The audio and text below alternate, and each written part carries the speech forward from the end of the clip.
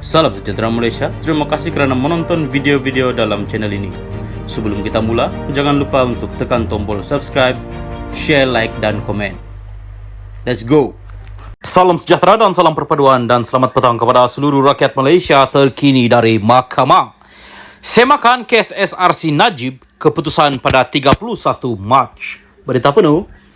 Permohonan semakan Najib Razak dalam kes rasuah antarabangsa RM42 juta SRC akan diketahui berjaya atau tidak selewat-lewatnya pada 31 Mac ini. 5 hakim Mahkamah Persekutuan yang bersidang dipengurusikan oleh Ketua Hakim Sabah dan Sarawak, Abdul Rahman Sebli, petang ini menangguhkan penghakimannya dalam semakan oleh bekas Perdana Menteri itu. Kami akan memutuskan tarikh yang akan ditetapkan kemudian. Pihak terlibat akan dimaklumkan. Tarikh keputusan tidak lewat daripada 31 Mac, kata Rahman kepada pasukan pembelaan dan pendakwaan yang diketuai oleh Peguam Bela Muhammad Syafiee Abdullah dan Timbalan Pendakwa Raya V. Sitham Bram. Hari ini merupakan hari ke-6 pendengaran permohonan semakan bekas Perdana Menteri terhadap sabitannya serta hukuman penjara 12 tahun dan denda RM210 juta ringgit dalam kes yang melibatkan 7 kesalahan jenayah pecah amanah, penyalahgunaan kuasa dan pengubahan wang haram. Antara kemungkinan keputusan semakan kehakiman ini, Najib mendapat pembebasan penuh atau rayuannya didengar lagi oleh sidang hakim Mahkamah Persekutuan yang berbeza, atau dia mendapat perbicaraan semula kes SRC International di hadapan Hakim Mahkamah Tinggi yang baru.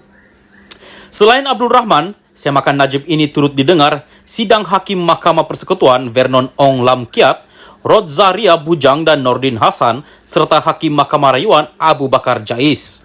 Pada 23 Ogos tahun lepas, panel Mahkamah Persekutuan berasingan yang dipengurusikan oleh Ketua Hakim Tengku Maimun Tuan Mat menolak rayuan Najib untuk membatalkan sabitannya serta hukuman penjara 12 tahun dan denda RM210 juta ringgit dalam kes rasuah. Selepas gagal dalam rayuan di Mahkamah Rayuan dan Mahkamah Persekutuan, Najib telah memohon sidang Hakim Mahkamah Persekutuan sekarang untuk mendengar permohonan semakannya mengenai kes yang melibatkan 1 sabitan penyalahgunaan kuasa, 3 sabitan jenayah pecah amanah dan 3 sabitan pengubahan wang haram. Najib yang kini menjalani hukuman penjara di Penjara Kajang turut mencuba iktihar lain di luar badan kehakiman untuk membebaskan dirinya melalui petisyen pengampunan diraja serta petisyen kepada Pertubuhan Bangsa-Bangsa Bersatu atas penahanan sewenang-wenangnya. Melalui permohonan semakan sekarang, Najib berpendapat terdapat konflik kepentingan Hakim Muhammad Nazlan Muhammad Ghazali yang menjatuhkan sabitan terhadap perbicaraan kes rasuah SRC International pada Julai 2020. Hakim Nazlan telah dinaikkan pangkat dari Mahkamah Tinggi ke Mahkamah Rayuan. Najib mendakwa antara lain Hakim Nazlan tahu Maybank Investment, entiti Maybank Group dan Bina Fikir, entiti lain dari Maybank Group, telah menasihatkan syarikat pelaburan negara 1MDB berkaitan urusan penubuhan SRC International. Najib mendakwa bahawa konflik kepentingan timbul akibat peranan Nazlan sebagai penasihat umum kepada Maybank pada ketika itu. Pada mulanya, anak syarikat 1MDB, SRC dimiliki sepenuhnya oleh Menteri Keuangan, Incorporated, MOF Inc. 1MDB juga dimiliki sepenuhnya oleh MOF Inc. Permohonan semakan Najib juga mensasarkan 3 keputusan lain oleh sidang Hakim Mahkamah Persekutuan sebelum ini. Keputusan itu berkaitan penolakan Mahkamah Persekutuan untuk Najib mengemukakan bukti tambahan dalam mengukuhkan tuduhan terhadap Nazlan, menolak permohonan Najib untuk menangguhkan pendengaran rayuan, dan menafikan permohonannya untuk menggugurkan Tengku Maimun dalam pendengaran rayuan di Mahkamah Persekutuan atas dakwaan konflik kepentingan. Salam sejahtera dan salam perpaduan kepada seluruh rakyat Malaysia. Berita seterusnya dipetik dari BH Online bertajuk Rasuah Bung Mokhtar isteri mula bela diri 15 Jun. Berita penuh.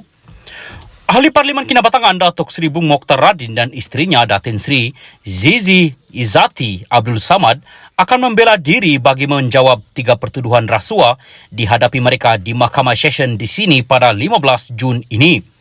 Hakim Rozina Ayub menetapkan tarikh itu pada sebutan kes hari ini yang dihadiri Timbalan Pendakwa Raya Nur Syafina Muhammad Radzwan, Peguam M.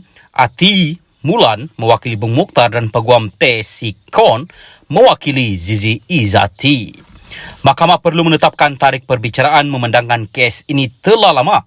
Oleh itu, Mahkamah menetapkan perbicaraan bermula Jun pada 15, 16, 26 dan 27, manakala Julai pada 10 hingga 14, 20, 21, 24 dan 25, kata Rozina yang turut menetapkan 27 Mac untuk sebutan.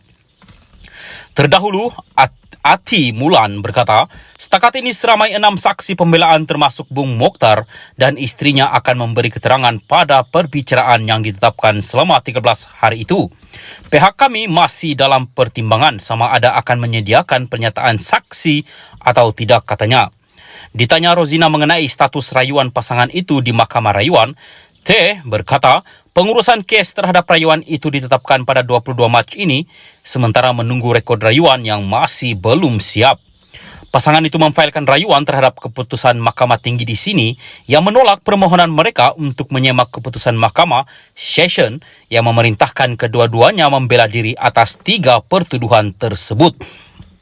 Pada 3 Januari lalu, Hakim Mahkamah Tinggi, Datuk Azhar Abdul Hamid, membenarkan permohonan Bung Mokhtar 63 dan Zizi 44 menggantung perbicaraan membela diri, sementara menunggu rayuan mereka dilupuskan di Mahkamah Rayuan. Pada 2 September 2022, Mahkamah Session memerintahkan pasangan itu membela diri atas 3 pertuduhan rasuah selepas mendapati pihak pendakwaan berjaya membuktikan kes prima facie terhadap mereka.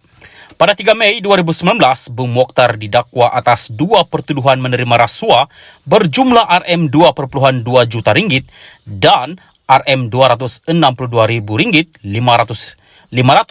sebagai dorongan mendapatkan kelulusan Velcra untuk membuat pelaburan Rm150 juta dalam unit amanah publik mutual.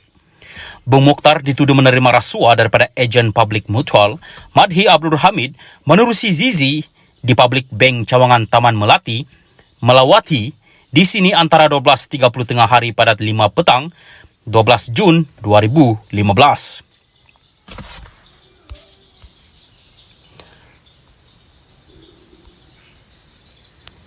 Beliau juga didakwa menerima suapan wang tunai Rm337.500 daripada perundingan unit amanah Nur Haili Ahmad Mokhtar di bawah nama Zizi atas sebab sama dan di tempat sama pada 19 Jun 2015, manakala Zizi berdepan 3 pertuduhan bersubahat dengan suaminya berhubung perkara itu di tempat, tarikh dan masa yang sama.